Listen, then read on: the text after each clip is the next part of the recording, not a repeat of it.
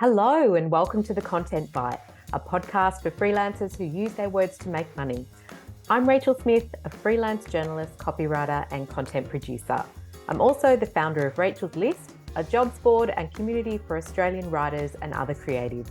And I'm Lynne Testoni. I'm a journalist and content writer as well. Rachel and I are your weekly co-hosts, and every week we bring you all kinds of tips, tricks and some fabulous guests to help you make the most of your freelance business. On The Content Bite, we love an automation. Oh, we so do. We so do. Anything that saves us time is awesome, which is why I loved Rounded. It tracks invoices so I don't have to remember who's paid me or who needs chasing up. And I was wasting so much time on admin, literally hours every week. And now it takes me about 2 minutes to send an invoice. I also really love the gamification of Rounded. You can look on the interface and look at all the little pie charts. You set your targets. Set your targets. It's amazing. So, yeah, big thumbs And if you're a gold member of Rachel's List, you're also in luck because you can save 20% on any annual Rounded plan. And see the show notes for details.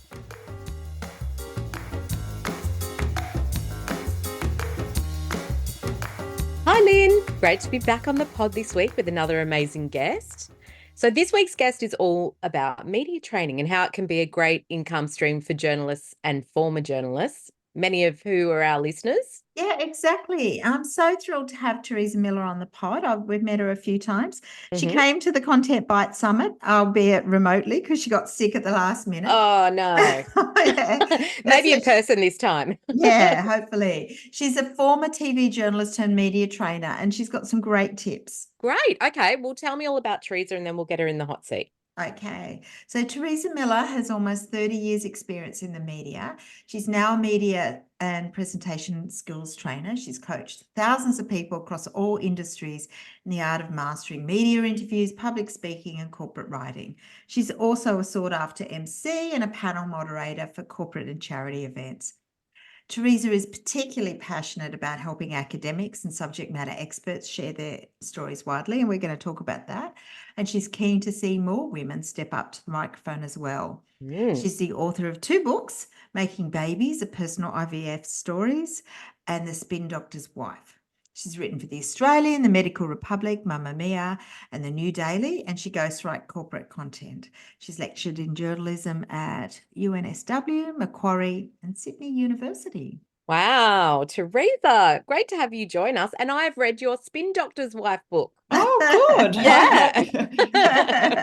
Did you like it? I did. I really enjoyed it. So I've got to read Making Babies next. I didn't realize you had done that one. So that's on my list. Oh, cool. Thank you. It's so lovely to have you on the podcast, Theresa. Why don't you tell us a little bit about your background and what you're doing now? Well, thank you. It is lovely to be here. And I have been following you both for a while, so I feel very chuffed to be on your podcast. So I did a journalism degree at SA Uni way back when journalism degrees were quite new. And then halfway through my last year, I got a job as a cadet reporter, as they were called then, at Channel 9 in Adelaide. And that was very exciting. And after a couple of years, I was desperate to go travelling. So I did. And when I landed in London, I worked for the Middlesex Chronicle for a bit, which was a shock. And then someone said, you work in TV, don't you? So I got a job as a producer on TVAM's Good Morning Britain. And then also when Sky News started in London, I worked there as a producer. And after a couple of years, my work permit for Britain ran out. So I went to Switzerland because I had a boyfriend there and I spoke German, and I worked for the European Business Channel and then later for the CNN World Report. And then I'd been away for about 6 years and I was getting homesick. So I came back to Australia and came to Sydney, and I worked for 7, 9, ABC and SBS, producing, presenting, reporting on everything from very worthy documentaries on SBS to Australia's Most Wanted on Channel 7. The full gamut.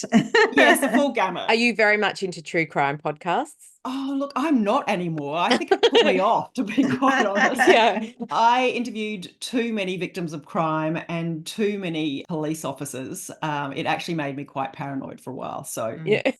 No, it gave me nightmares, but it was a worthy program. I think in our first year on air, we helped put away something like 70 criminals as a Wow. result of people ringing into Crime Stoppers and saying that they'd seen something that helped police then collaborate all that evidence and go to court with it. So it was a worthwhile program, but it did make me a bit paranoid for a while.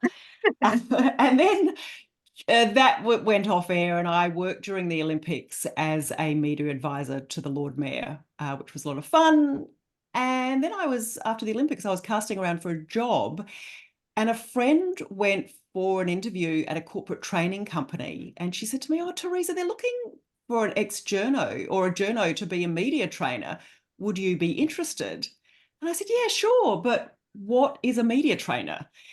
And it wasn't really well known back then. And I was lucky because the directors of Talkforce, the corporate training company, trained me to be a trainer.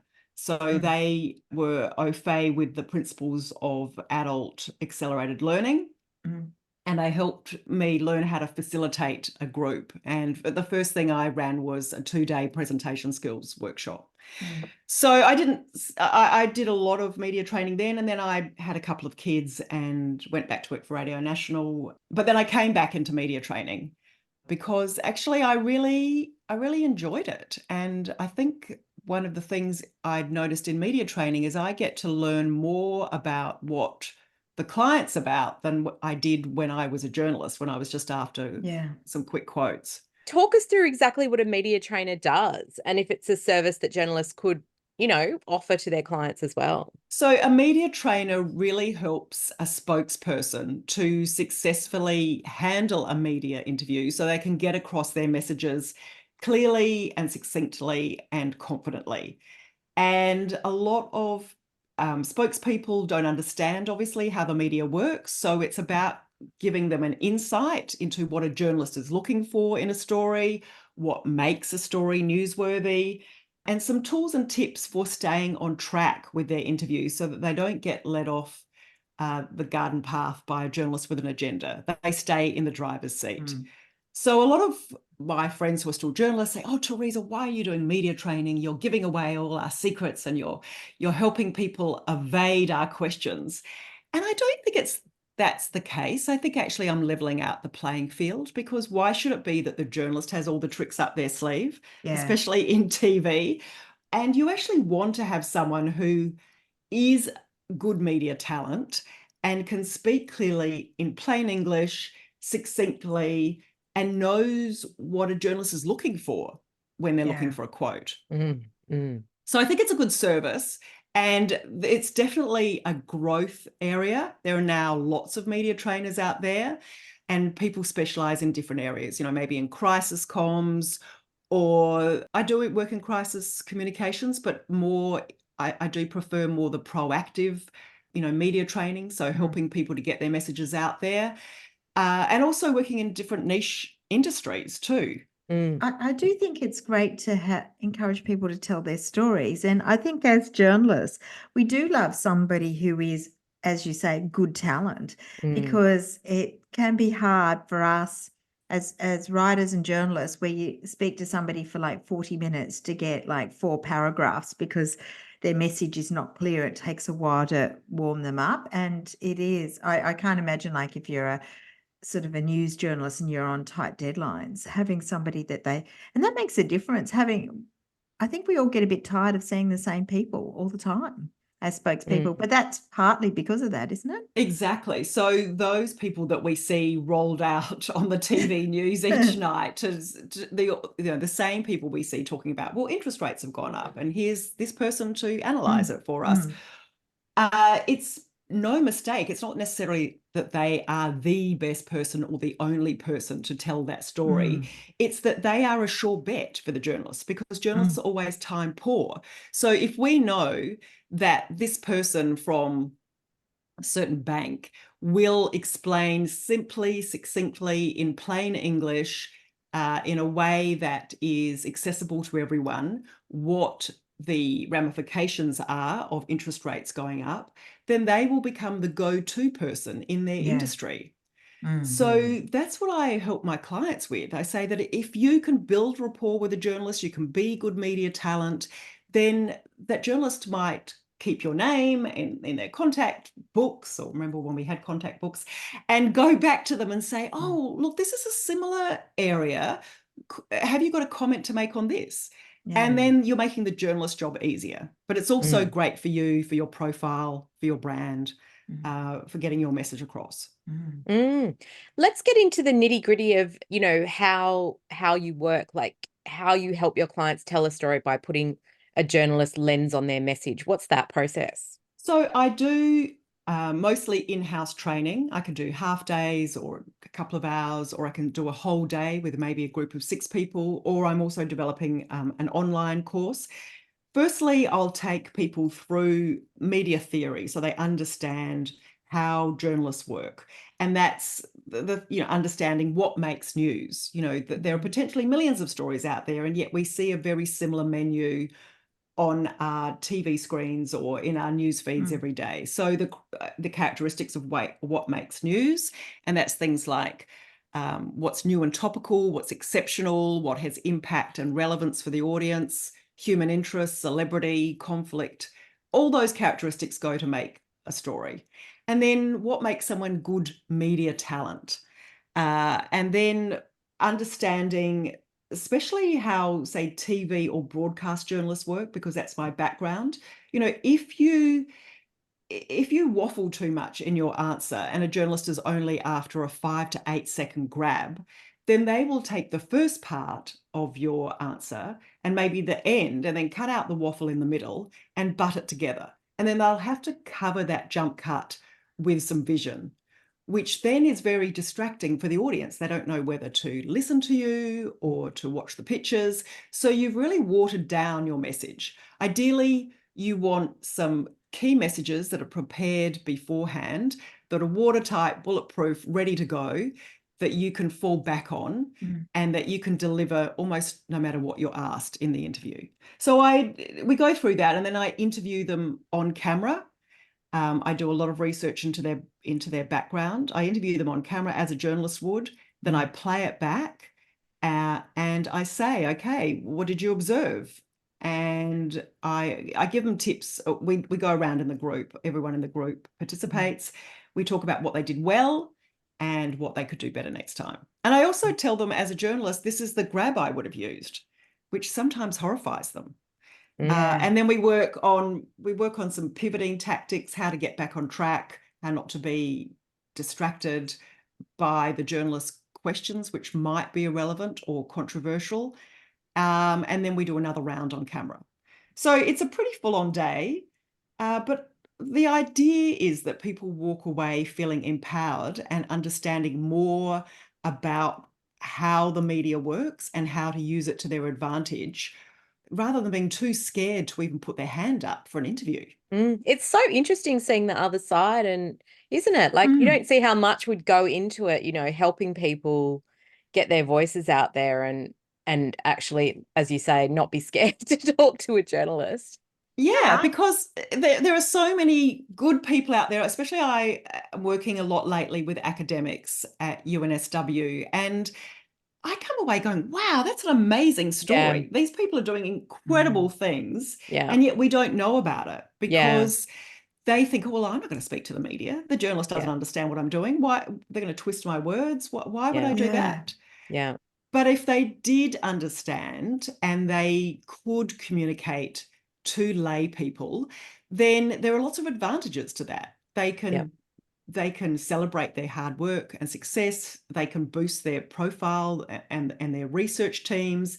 Then they're in a better position when they're pitching for grants or for industry collaborators. They might inspire the next generation to come and join them, and also debunking myths. And I think at a time when a lot of people are being led off track by fake news or conspiracy theorists or just ill-informed commentators, we need the voice of reason to step up. We need academics who actually know what they're talking about to come out and say, no, this is what's happening. I know because I've got a PhD in this, and this is the latest research. Yeah. So I think it's a really vital skill for not just academics, but any subject matter expert to have. And it is, I see it as a way of helping to combat fake news. Yeah. Do you think it's hard to talk about where the story is? That's a hard thing for an academic or it's sort of somebody who's inexperienced with the media to try and find that story. How do you help them explore where the hook is or the story is? That's a good question. Well, fortunately, they have a comms team working at the university, so they don't have to decide themselves. But it is true that they will be so bogged down in the details of their research and think it's absolutely fascinating that they can't see the wood for the trees. And it takes a journalist, someone who understands what is newsworthy to help them see. And the way I like to phrase it to them is put yourself in the shoes of your audience. How might this benefit people? So there was an academic the other day I was interviewing who said that Australia is on track to helping eliminate hepatitis B worldwide, and Australia is leading that. And I went, wow, I didn't know that. Or another academic who's looking at, he's sequenced the genome sequence of koalas, and that's going to help us protect koalas from possible extinction. So they get bogged down in all the details that you and I, probably because we don't have PhDs in this area, wouldn't understand. But if you can say it in a way that the general public understands, then that in itself is newsworthy. Like, what are the benefits of this? Why should I care? Most people, when they're consuming the news, are tuned into WIIFM. What's in it for me? And if you can put yourself in, so when you're speaking to an audience, you need to tailor your message for that audience. If you're speaking to a Triple J audience, it's going to be different language and a different message to if you're speaking to maybe Radio National Science Show, or you're speaking on a podcast to your peers. It's a different way of speaking and a different objective. That's so interesting. I can imagine. And that's quite rewarding. Yeah, it is. I did spend years doing media training for everyone. But I have later on in my career decided that I really want to help subject matter experts get their interesting news out there. And for example, there was one woman I was interviewing. She's a professor at a university. She's a mathematical modeler in infectious diseases. And then along comes the pandemic. And of course, journalists were coming out of the woodwork from everywhere and requesting interviews with her and saying, we really want to understand where this is going. Can you help us understand that? And she'd say, oh, no, I'm not going to speak to the media. No, that's not what I do. And she didn't have the confidence. So she declined all interviews, but then was absolutely horrified to hear ill-informed media commentators spruiking and speculating and making wild suggestions that really just weren't true or were complete nonsense in some cases. And then she felt compelled to step up and say, okay, all right, I do know what's going on. I am a mathematical modeler in infectious diseases. This is how I see the trajectory of this disease. So that's actually when she went to comms department and said, I need media training.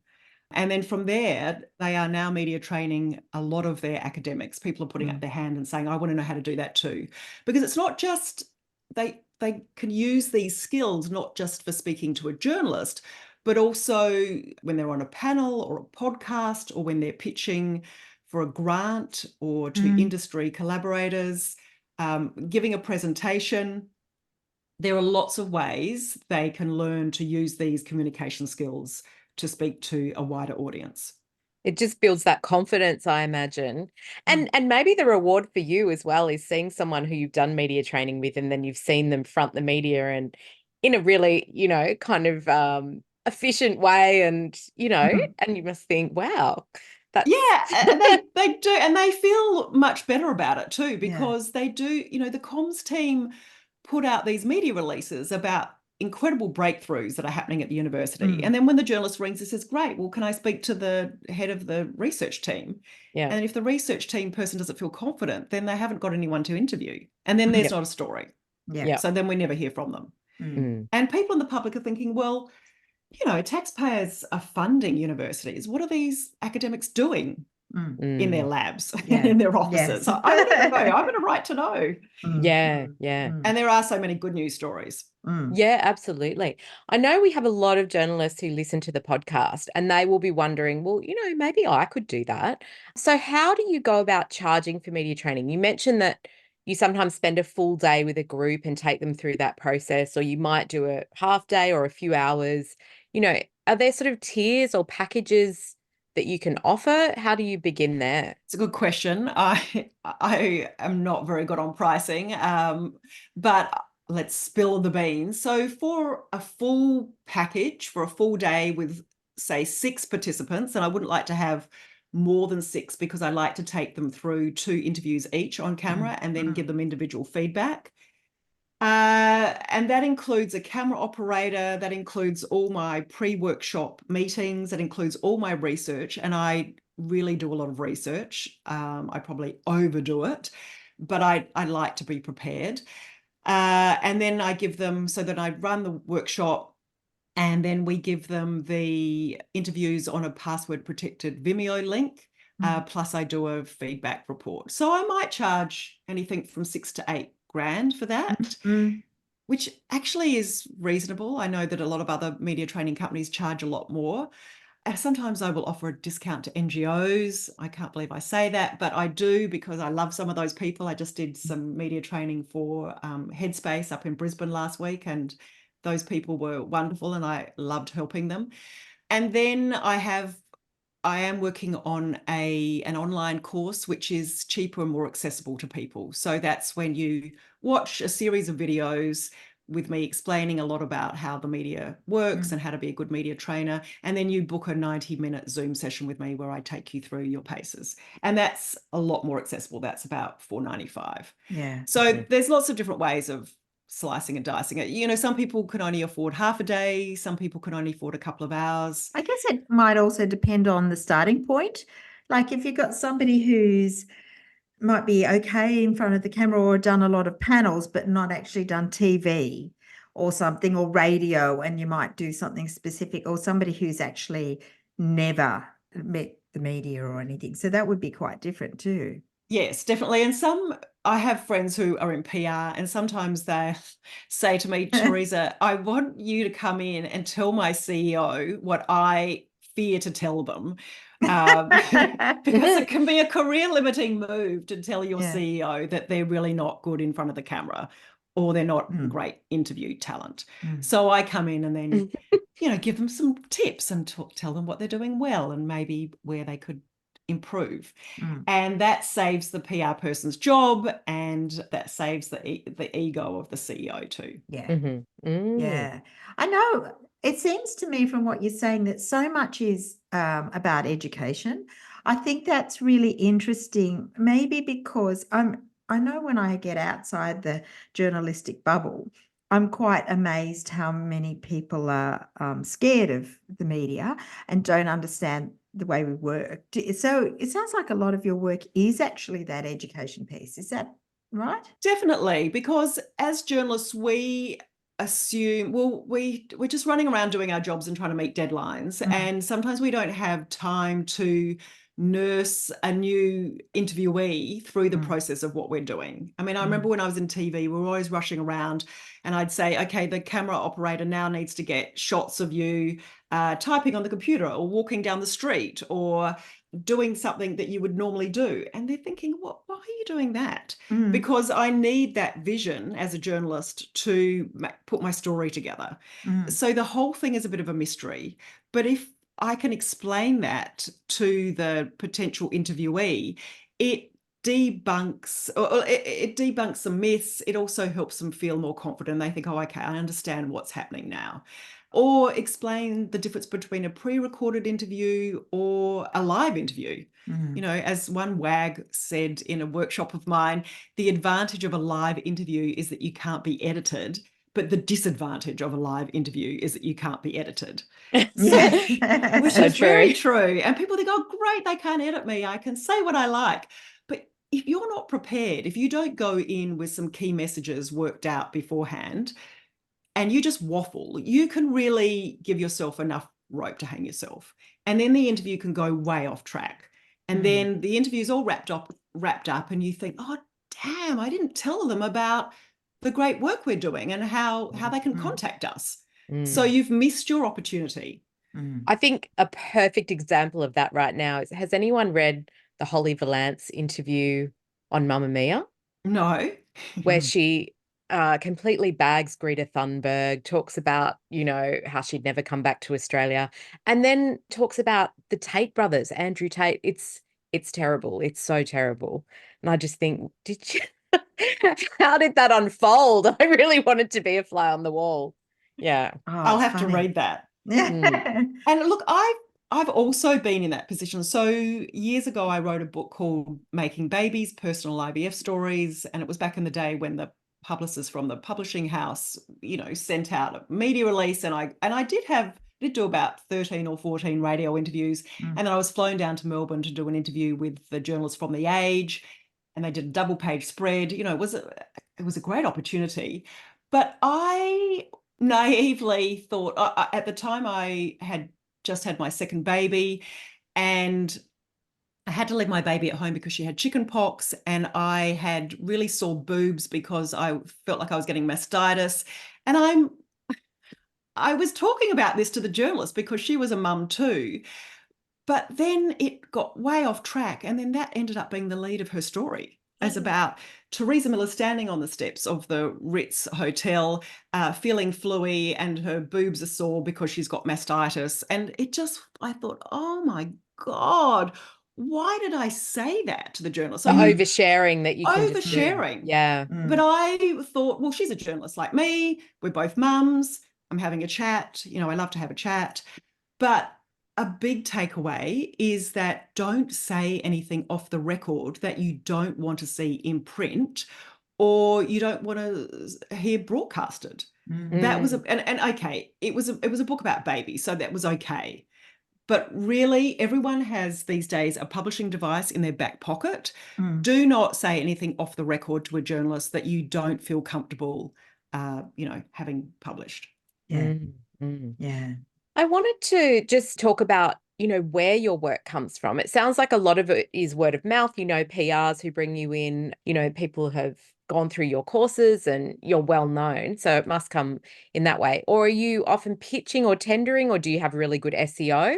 How does it all come to I you? wish I had good SEO. I've just bought an SEO course, which I haven't done yet. And I'm in the process of moving my website over to a new website.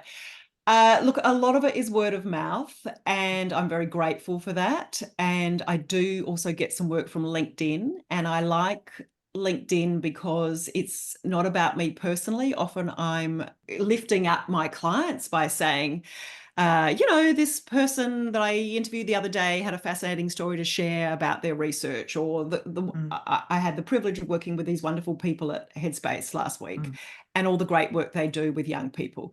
But I, squeeze in there that it was during a TM media training session that I got to meet them. So I do get work through LinkedIn, and occasionally people find me on my website. I don't know how, because my SEO is not great. It needs improvement.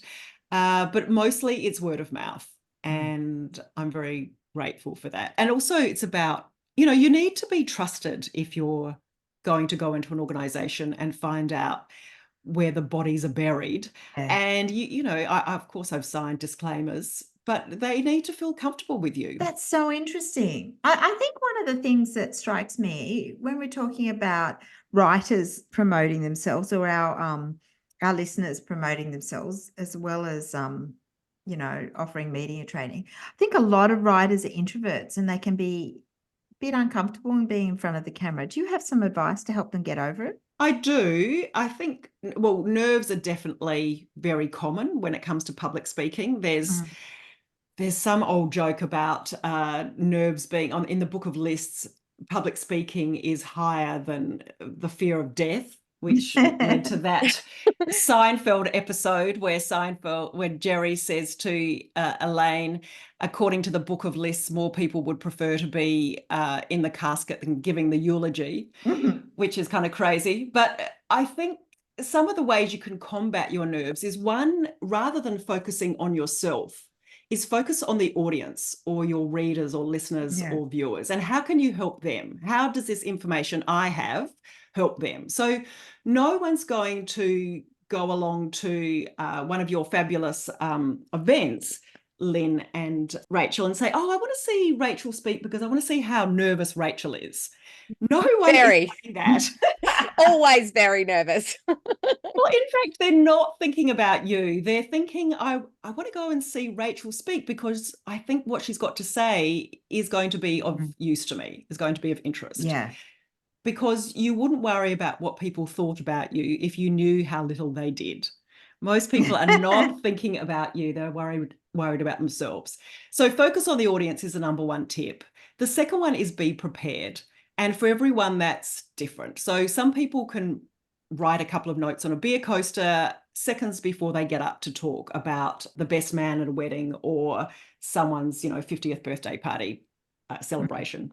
And or it could be that you study for nights and nights before you have to give a presentation. It's whatever level you're comfortable with. So preparation is the second one. And then thirdly, rather than worrying, which is really just visualizing failure, is visualizing success, imagining it going well. Gosh. Yes. And then building on past successes. So you would have done something similar. Maybe you presented internally to a group of clients. And did that go well? Yes. Is it a similar thing to what I'm going to do, but publicly? Yes, it is. And build on that. Well, if I did that, I can do this. And that's not just some sort of psycho babble. That's actually what elite athletes do when they're psyching themselves up to go into a match.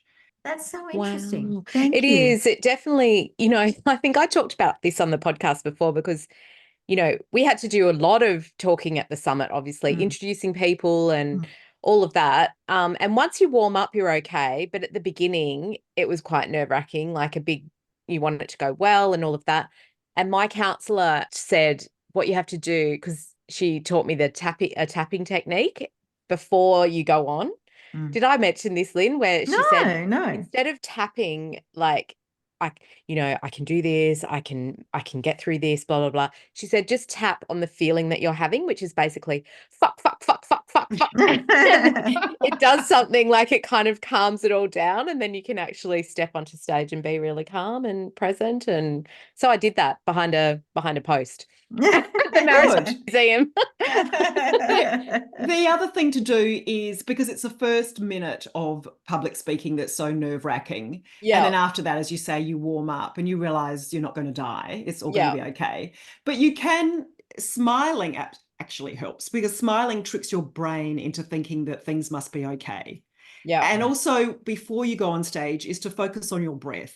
So, it's normal to feel nervous. I felt nervous before I came on this podcast, but no, really. And I do a lot of public speaking, but nerves are, they're a natural part of who we are. And you can actually harness that. You can harness that energy to be more enthusiastic or more passionate or have some more energy. It's not, yes, it's the fight or flight reaction, but your body doesn't know the difference between nervous energy and excitement. So tell yourself, I'm excited to be on this podcast. I'm excited to be at the summit standing in front of all these people. Yeah. Yeah. It is, look, it's fake it till you make it also. Yeah. Yeah, yes, definitely. Yeah. Well, you and I talked on the phone before this podcast just to kind of nut out, some of the things that we wanted to cover. And one of the things that was really interesting was when we talked about media management in a crisis comms. I think we talked about Optus and how I forget her name, but she came out and did all the media interviews while Optus went down, and across the city it was just a complete debacle. And we were saying she was almost smug and smirking and had no media training, or didn't look like she'd had any. So how do you get called in to kind of, help manage those situations? I do, but I will say that I don't recommend crisis media training being your first contact. I think it's really good to have built up some confidence with telling a proactive story first, rather than being thrown in the deep end in a crisis situation. But if you are, there are some tactics. And one that's universally used is the acronym CAMPS, CAMPS. And that's a structure for how you deliver your message. And the C stands for care or compassion. So firstly, acknowledging that there's been a problem. So the CEO of Optus should have come out front and said immediately, we're really sorry for this outage and all the inconvenience and pain that's causing. And then the A is action. This is what we're doing to fix it. We've got our technicians working 24/7 around the clock to fix this problem and get back on top as soon as we can. And then the M is for message. You know, what is your message? And not just some PR fluff line, but what is really important to your company? What are your values? Is it about customer service? Is it about giving value? Is it about people being connected? And then the P is perspective. And you have to be careful with this. It's no good saying, oh, well, we haven't had an outage for 10 years now, because if you're being impacted adversely by this outage, that's not going to help you. But it could be something like, well, the good news is we got onto this really quickly and that we're working on it. There might be some silver lining. Maybe it's not the time for the perspective right up front. The final piece is the S, and that's stick to it. Don't be led into speculation or into, because journalists love to say, yes, but what if this continues on for days? And will you, you know, are people going to sue you? Are you going to have to pay compensation? Let's just stick with the facts, what's happening here and now. At the moment, we've got an outage. It's inconvenient. We're very sorry. We're working on fixing it. And we will update you as soon as we have, you know, any more news. And in the meantime, you know, this is maybe something else you can do. And I don't know in that moment, what else could you do if everything was tied up with Optus? I don't know. I mean, you certainly go on national television, on radio, and talk to people about what was happening, but don't leave people in the dark, because that's when rumors start. That's when people get cross. They jump on social media and they start bagging your company. And it's not what happens to a company that is going to affect them forever and a day. It's the way that their leaders react to that crisis that has the greatest impact. Well, because things happen, don't they? Things happen all the time. Yeah, that's so interesting. You'd think that you would need that training before anything might happen, just so you've got it in your back pocket in case a crisis happens and you know how to handle it. So I think a lot of CEOs have media training, of course, but what happens when there is a crisis is they listen to their legal department before they listen to the comms. Yeah. So what we saw during the Royal Commission into banking is that that was a few years ago. The journalists were all camped outside the court, and when the bankers came out, journalists were in a pack and said, we want to comment. What are they saying? What are you going to do to improve customer experience? Because there were all sorts of allegations that banks were taking money from accounts where people had died, or they were giving the wrong advice, you know, all sorts of allegations. But the bankers, although they'd been answering questions all day in the Royal Commission, as soon as they got outside and saw the journalists, they just ran for cover, and they pretended they couldn't see them or hear them, which was ludicrous because that was captured on camera. We saw it on our TV news every night. It looked arrogant. It looked like they just really didn't care about their customers and about their people. Maybe even dodgy. Maybe even dodgy. Yeah. So dodging questions looks dodgy. And it took Brian Harcher, the CEO of Westpac at the time. He was American, and maybe Americans are better at thinking on their feet. I don't know. But he came out and he said, well, thank you for your questions. It's been really interesting listening to what's happening in that Royal Commission. We're absolutely committed to doing whatever it takes to make the customer experience better. We're learning a lot from this. Thanks for your questions, and goodbye. And then walked back in. So at least he walked away with dignity rather than dodging, which looks dodgy. And he did lose his job a couple of weeks later. But I don't think that was because of that media interview. I think it was because of what was going on in the bank. Yeah. So really, CEOs need to come out front and just offer some compassion and some care for, you know, how customers are suffering. Yeah. Because in my experience, CEOs are less comfortable with the media because they're more trained about dealing with shareholders and in that corporate boardroom sort of thing. So they usually have a marketing or comms team who does the media. And so it's interesting that you'd think they'd have training, but often they haven't. It's a different sort of training. Well, I've been in situations where I've given advice to a politician in one case who just said, oh, well, I'm not going to do that. So, you know, they have a choice. They don't have to. Yeah. They don't have to take advice. You're a media advisor. You can lead a horse to water, but you can't make it drink. Yeah. Tell me about your average day. What does that look like? Is there an average day? What are you working on at the moment? That's a good question. I wish I could say that I was well organized and I had a routine. It's different every day. At the moment, I am in the middle of working on a lot of my my website, getting my online course up and running. I've got some clients I'm working on. I'm doing some feedback reports at the moment for some UNSW participants. I'm getting ready for another client who I'm coaching tomorrow night online. Gosh, what else am I doing? I do have in the back of my mind that I want to do a book on this so that more people can tell their stories more widely. Yeah, I mean, I do write proposals for clients for their inquiries. That they don't always come off, obviously. Yeah, look, every day is different. I also I have strange working hours. I do like to get out in the sunshine and go for a walk with the dog. I do like to go and do some yoga. And then often I end up working, you know, my youngest is doing the HSC now. So she's studying late at night. And then my husband's out in his office playing his saxophone. So I do go back to my office at night and send emails at 11 o'clock at night, as we were discussing before. We all do. Well, I do. I'm very bad at that.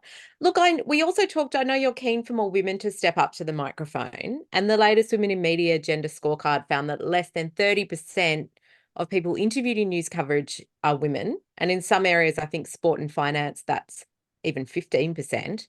So how do we encourage more women? Yes, I am very passionate about that. And I know that the ABC actually has in their charter that they'd like to have the interviewees as 50-50, gender parity.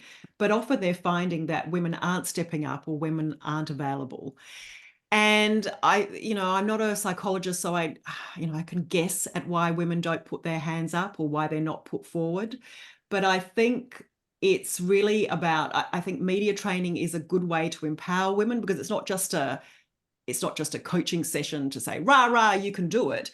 These are actual tools and techniques, because I give people structures on how to structure key messages, techniques to pivot, linking lines to get back on track when the interview goes off track, delivery skills, ways to present that put them in the best light, how to stay focused.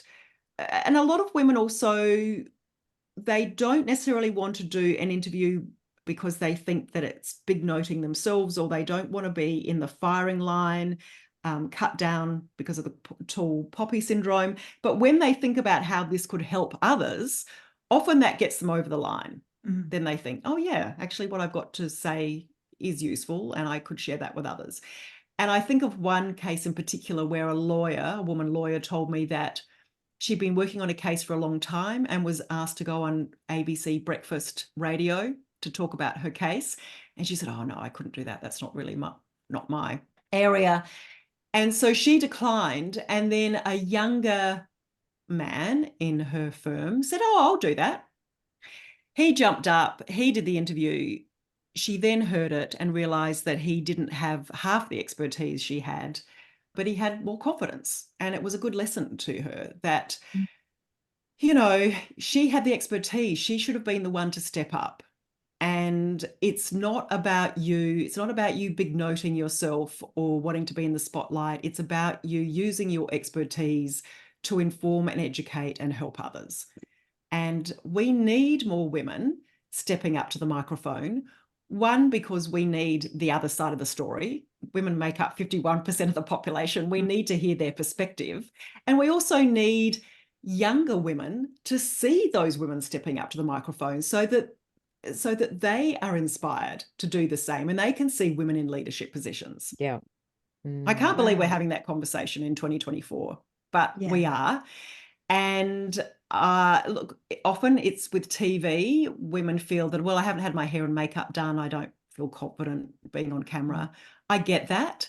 The camera can be cruel sometimes, but really people aren't worried about your hair or what you're wearing. They're more interested in listening to what you've got to say.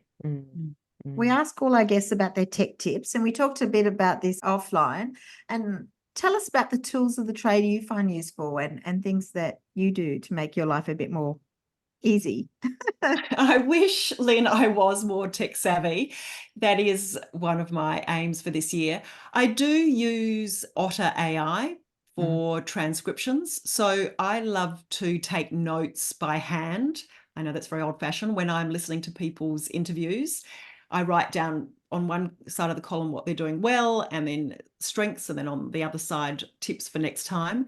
And then I read that into Otter, that turns it into text, and I email it to myself, and then I cut and paste that into a report and fix it up, obviously, before I send it to the client. So that's something I use regularly. We were also talking before about, because I do work late at night, perhaps foolishly, but that's when the house is quiet, and that's when I feel comfortable working. But I don't want to send a client an email at 11 o'clock at night, so I schedule my emails to be sent at 9 a.m. the next morning when it's a civilized time. Yeah, and I'm also, I know this is very, very controversial, and I'll probably get hate mail for this, but I'm in the process of changing my WordPress site to a Wix site, because I looked at how much money I was spending with my WordPress developer on simple changes last year. And I also saw that I had to spend money on a certain plugin to put my online course on WordPress, whereas in Wix I can do that all under one roof. I can also send my emails from that. So I'm actually finding, and it's early days yet, but I can save money and time, and I can do a lot of the changes more simply on Wix. Now, I know there are people out there that love WordPress and will not like what I'm saying, but it's horses for courses.